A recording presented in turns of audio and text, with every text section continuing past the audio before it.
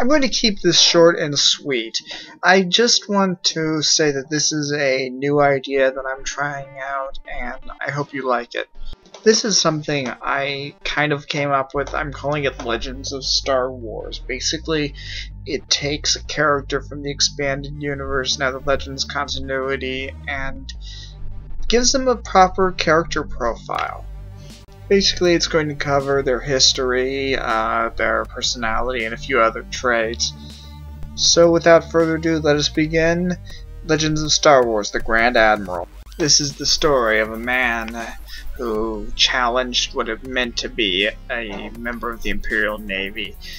A legend in his own right, a story of admirals and emperors, of Sith and Jedi, of fallen Jedi, of dark acolytes, and of betrayal. This is the story of Grand Admiral Thrawn. Born nothing more than a commoner in the Chiss ascendancy, Thrawn would grow up to be one of the greatest threats the New Republic ever faced. When he and his brother Thras were of age, they were adopted by marriage into the noble Myth family, one of the ruling families of the Chiss ascendancy. Even at this age, Thrawn was a brilliant strategist, and he joined the Chiss Expansionary Defense Force as a military officer. In 27 BBY, Thrawn was made the youngest force commander in the Expeditionary Fleet's history, having been put in command of a fleet of 12 small ships. Thrawn was not without his flaws, however. He basically was more aggressive than other Chiss might have liked, which brought him under the scrutiny of both the Myth and the Shoff family. He managed to capture a gravity well generator used by the Vagath in combat, but he was heavily wounded from the fight. Once he had recovered from the battle, Thrawn took his forces to intercept a task force that had entered the unknown regions and ascendancy space. After he had intercepted it, he discovered that it had come from the Trade Federation, and it had been dispatched by Darth Sidious in order to intercept and destroy the Outbound Flight project. When Thrawn talked with Sidious, Sidious revealed that the concern about Outbound Flight was over the presence of the Yuuzhan Vong, which lay along their path. Thrawn reluctantly agreed to intercept the Outbound Flight. However, he refused to destroy it unless it was absolutely necessary. When the Outbound Flight arrived in Chiss space, Thrawn confronted Jarua Sabayoth, the Jedi Master who led the expedition, and tried to convince him to leave or to change his course. When Sabayoth refused to stand down, a standoff formed between the Chiss and the Jedi, eventually resulting in the destruction of the Outbound Flight and the death of all but 57 people on board, including Jedi Master Sabayoth. In 20 BBY, despite numerous victories for the Chiss ascendancy, Thrawn was exiled to an unknown jungle planet at the edge of Chiss territory. There are even some rumors among the Chiss that Thrawn engineered his own exile in order to join up with the Galactic Empire. In 19 BBY, he was discovered on the planet by Captain Voss Park of the Imperial Star Destroyer Strikefast.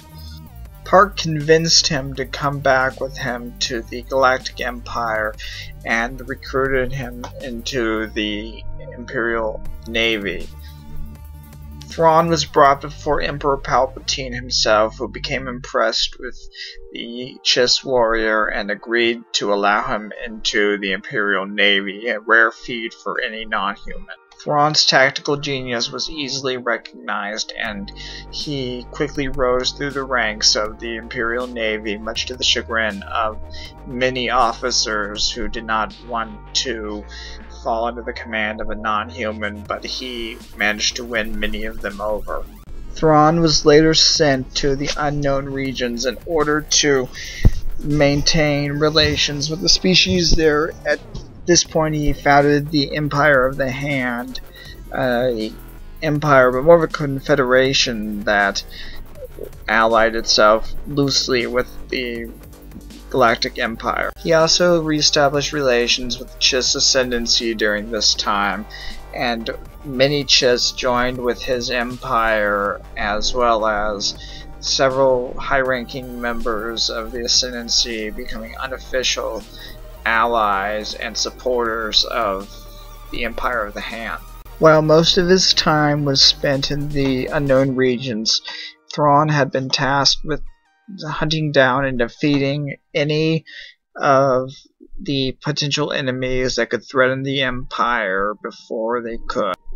And at some point before 2 ABY, Thrawn was promoted in secret to the role of Grand Admiral, the highest honor short of Imperial Vizier, and the highest ranking non-human member of the Imperial Navy. This ceremony was presided over by Palpatine himself, and only viewed by Thrawn's direct subordinates as well as the Imperial Hand, Mara Jade. Thrawn was then sent into the unknown regions with the Monitor in order to continue his exploration, as well as the exploration of wild space. After a near mutiny, Thrawn revealed that the mission, instead of being exiled like some believed it had been, was a true mission, and he returned to the greater galaxy, but the Monitor stayed behind and would not appear again for another 20 years. Thrawn was later inducted into the Order of the Canted Circle by the invitation of Emperor Palpatine, and he took part in the operation to take out both the Rebellion and the Black Sun, led by Darth Vader. Most of Thrawn's actions were against pirates, such as in one sector or another, including against one of his former students and the Zan Consortium. He was also later sent to deal with a rogue Grand Admiral who had attempted a coup d'etat against Emperor Palpatine.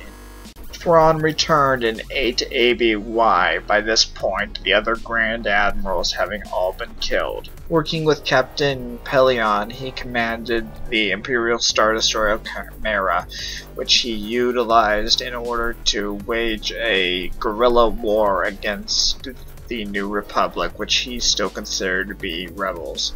Gathering what was left of the Imperial Navy, Thrawn commanded his forces in a brutal war that caught the New Republic completely off guard, in many occasions leading him to victory.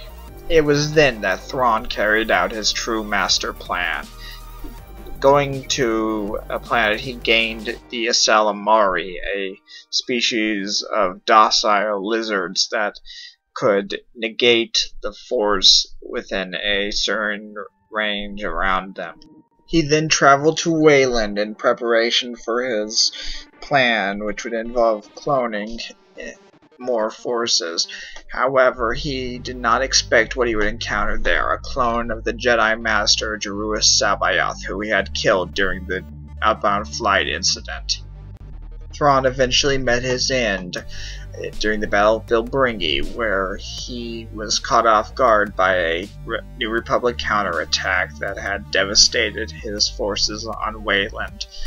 Not knowing what to do, he gave his own bodyguard Rook an opening where the Nogri managed to sneak in and kill the great Grand Admiral. In the end, Grand Admiral Thrawn was one of the most accomplished members of the Imperial Navy. A master tactician, he did not even completely escape death, having formed a clone of himself, and there are even some rumors that a second clone may have been formed.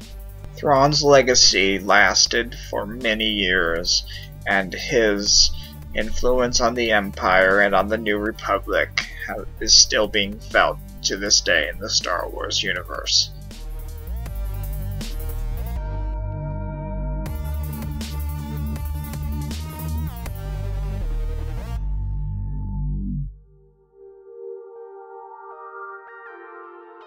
A brilliant tactician, Grand Admiral Thrawn looked at battle in a different way than many other of his contemporaries did. Probably one of the more unusual examples of this is his fascination with artwork, which he claimed gave him an insight into the mind of an enemy. While this claim is unusual, it certainly seems to have been effective, as he was able to study and discern strategies of many opponents and managed to prove victorious over them, with the exception of sometimes the New Republic. His command style was even different from other members of the Galactic Empire. Instead of killing people for their failures, he at one point killed someone who attempted to pass on the blame to another individual, and also on another occasion he, instead of killing someone who had failed to capture Luke Skywalker, promoted them because they had instead used a brilliant and rather unconventional strategy in order to try and capture him. If Thrawn has any real weaknesses, it's that while he can think fast on his feet, if caught sufficiently off guard, he might give an opening in his defenses, which is what allowed Rook to slip in and kill him in the end. All in all, Thrawn was the perfect balance between ruthlessness and efficiency, making him one of the most dangerous adversaries the New Republic ever faced.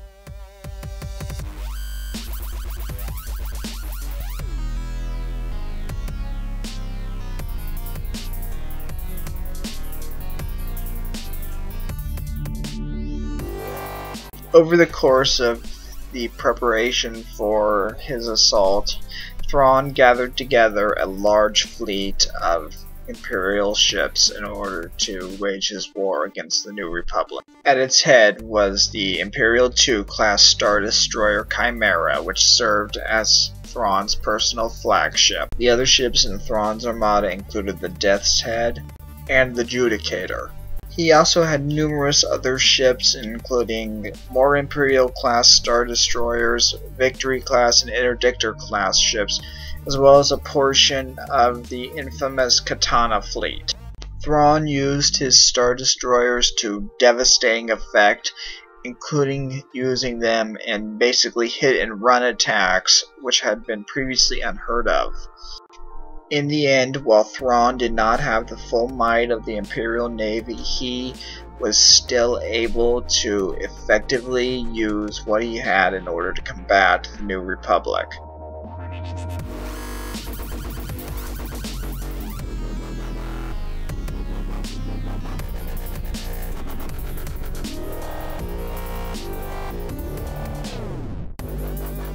The thing about Thrawn is that he was more than just another military commander in the Galactic Empire. He was quite possibly the greatest military mind in the Empire's history. Yes, he had his failings. He did not keep a closer eye on the Noghri, which gave the New Republic an opening to get them to turn against him and the Empire, and that led to his death. Thrawn is a character that should be remembered, not just because he was the first real villain to come out of the expanded universe, but because he was just such a memorable character. There is no non-Sith villain that has had as much influence on him, with the possible exception of Boba Fett. Probably one of the greatest examples of his skill was that he could recognize the weaknesses in the Battle of Endor, which led to the death of Emperor Palpatine. To make a real-life comparison, he was similar to the Carthaginian general Hannibal, who assaulted the Roman Empire. Both were brilliant strategists who would combat their opponents, not necessarily always simply through force of arms, but also through brilliant strategy, many of which were considered unconventional and had not been previously used. Grand Admiral Thrawn may always be remembered as the man who nearly wiped out the New Republic, instead of being remembered simply as a man who had failed. He was the greatest threat up until the Yuuzhan Vong that the New Republic ever faced, and his influence will never truly go away. Well, there you have it, folks, my first video of what I'm calling Legends of Star Wars. It will not be my last, and like other videos, I am taking suggestions for this type of video. Also, I want to apologize in advance for anyone who might suggest any new videos. However, I have my next 11 videos planned, and I don't know exactly when I'm going to get to any new suggested videos. Keep the suggestions coming, of course. I would love to hear them. So yeah, just keep them coming. My next video is going to be a versus series, so look forward to that. I'm not going to tell you who's going to be in it, but I will tell you this: it's going to be my first attempt at making a group versus series, so just look for that whenever it comes out. Well, everyone, thanks for watching. I will see you next time. Bye.